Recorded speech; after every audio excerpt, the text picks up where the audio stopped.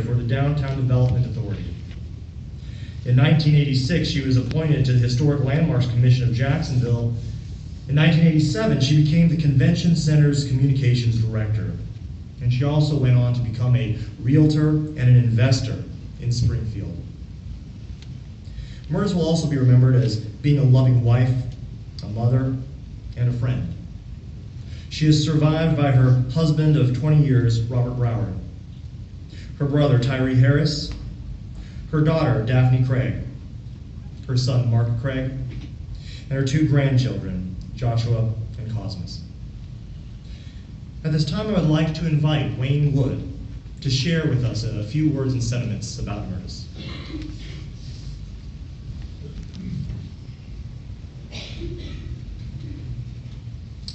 Thank you, Philip. Like you, I was a friend of Myrtice. And that's a statement I'm very proud of, because we were all friends with her in so many ways. And her loss has affected everyone, but Myrtice was very particular that she said that no one should wear black to her funeral and people should celebrate when we come here, not knowing when that was going to happen. In fact, knowing that we are all going to die is one of the most interesting things in life. We're all going to die. But not knowing when we're going to die makes life explosively, amazing, curiously exciting.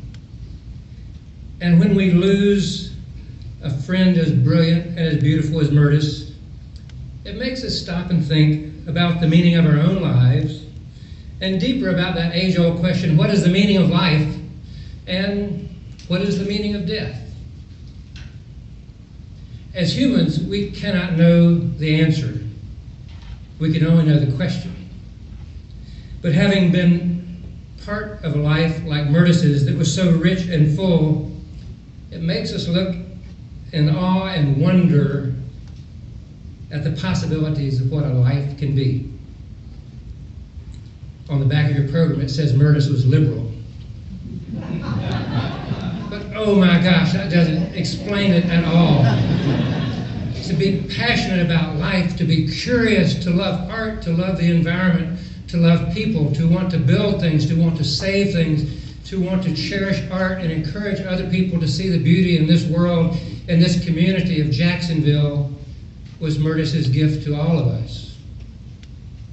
And just one life affected so many other lives.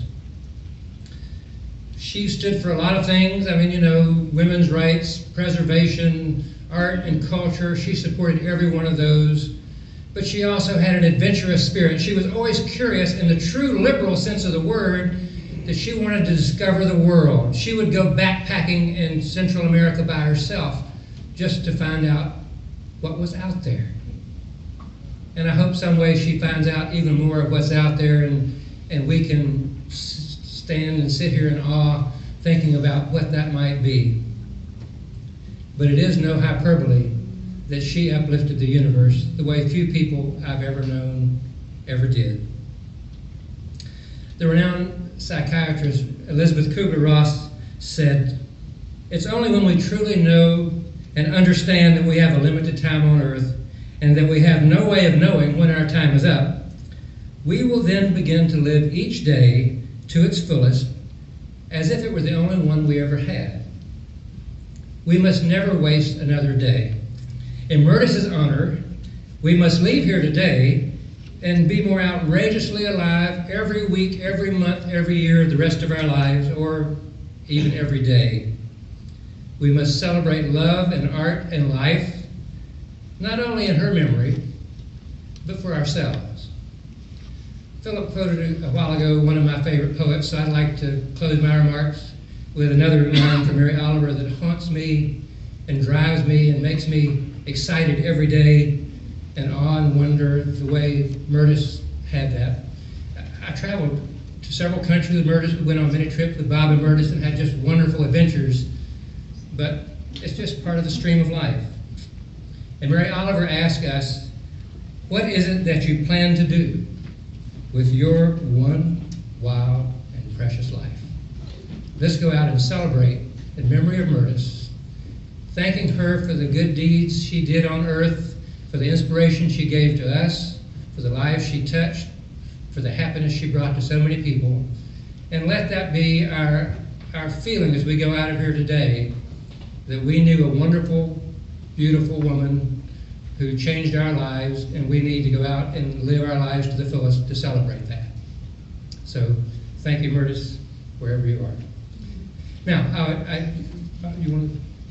I have several people I'd like to invite to come up and speak. I'd like, first of all, for Mark and Daphne Craig to come up and say a few words. Welcome.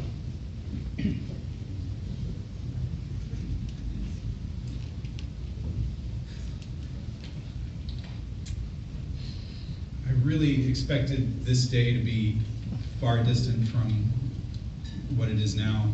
This is far earlier than I thought it would be. But I'm so glad that we're coming together for this remembrance now and not 3 weeks ago. I, like all of you, was in a state of shock at my mother's passing. I had plans with her. I was coming for Christmas. We were going to be here, to spend time with her then. And it wasn't supposed to be anything like this.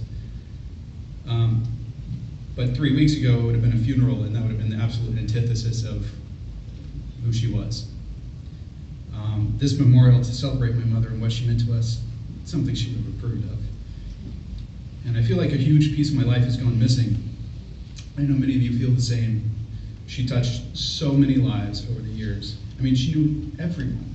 And we couldn't get into the grocery store. We'd get 3 aisles in, and she'd run into someone. But it wasn't just she'd run into someone she knew. She'd stop and she'd chat. And I dreaded, as a teenager, going to San Marco. We were going to run into at least 3 people she knew. It was going to take half an hour just to get from one end to the other. I found it beyond tedious. And as a teenager, I didn't appreciate what it meant. But as an adult, I'm in absolute awe of what it meant.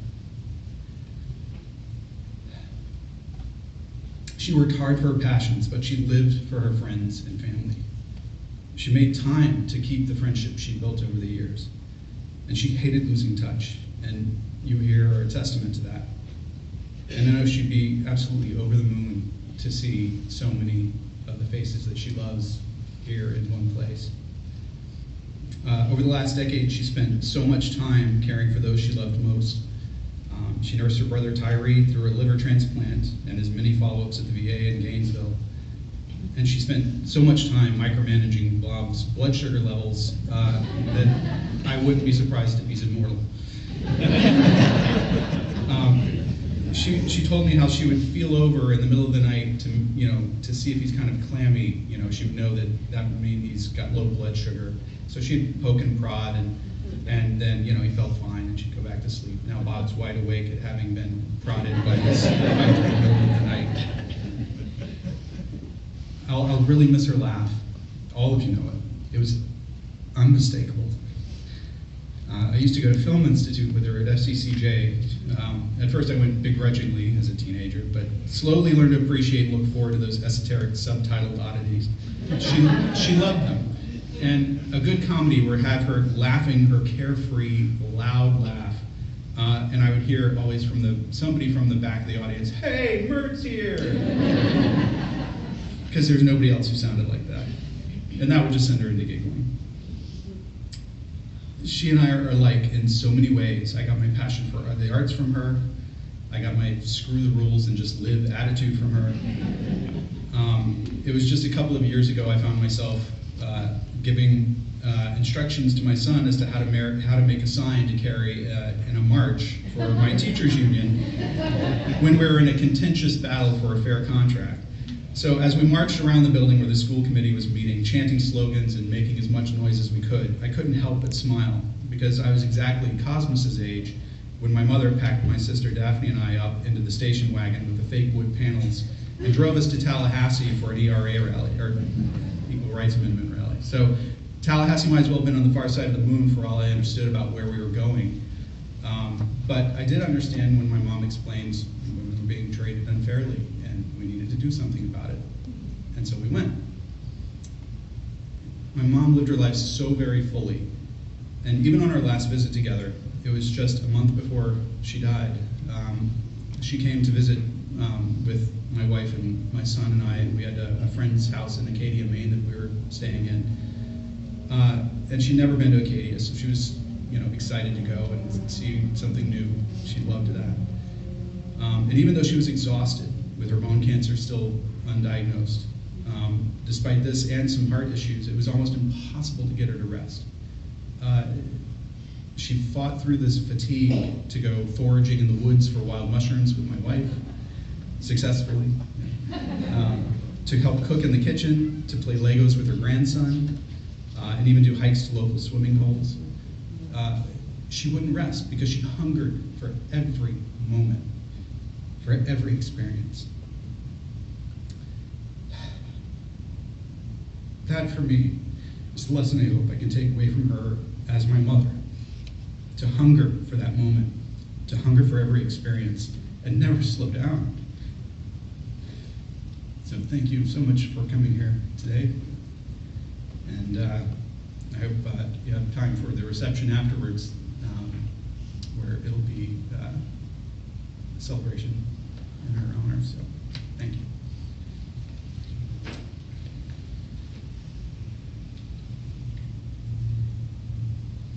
I wrote a poem.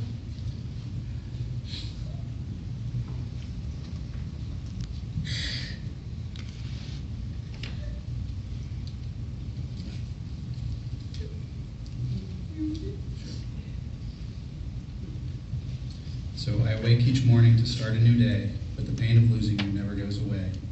I go about the things I have to do, and as the hours pass, I think again of you. I want to call and just hear your voice, then I remember that I have no choice. For you're not there, and now my heart cries, just to see you again, to tell you goodbye. To say, Mom, I love you, and I always will. And I hope that much of you in me you've instilled. The day that you left, I just didn't know that you were going where I couldn't go. And now all my memories of you are so dear, but oh, how I miss you and wish you were here. Who can hear me when I need to cry? It's so hard to tell you, Mom, goodbye. Someday, I know all will be well, and I'll see you again with stories to tell of how you were missed and how we have grown, and how good it is to finally be home. Until then, my memories of you I'll keep near, and I'll pass them on to those who are dear. I hold you tight in my heart, and there you will always be until we reunite again. I love you, Mom.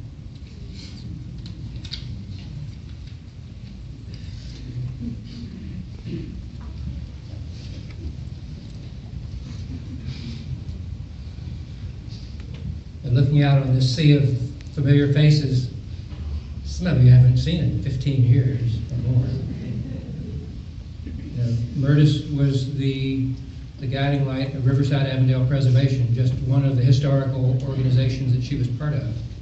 It'd be fun, by show of hands, how many of you were members of RAP or on the board of RAP back when Myrtice was executive director? Wow.